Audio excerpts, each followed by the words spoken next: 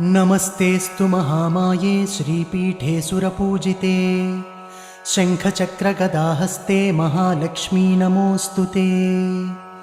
नमस्ते गरुडारूढे कोलासुरभयङ्करी सर्वपापहरे देवी महालक्ष्मी नमोऽस्तु ते।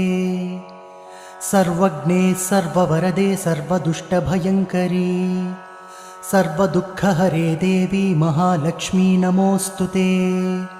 सिद्धिबुद्धिप्रदे देवी भुक्तिमुक्तिप्रदायिनी मन्त्रपूते सदा देवी महालक्ष्मी नमोऽस्तु ते।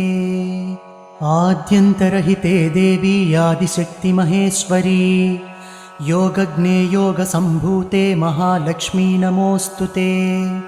स्थूलसूक्ष्ममहारौद्रे महाशक्ति महोदरे महापापहरे देवी महालक्ष्मी नमोऽस्तु ते।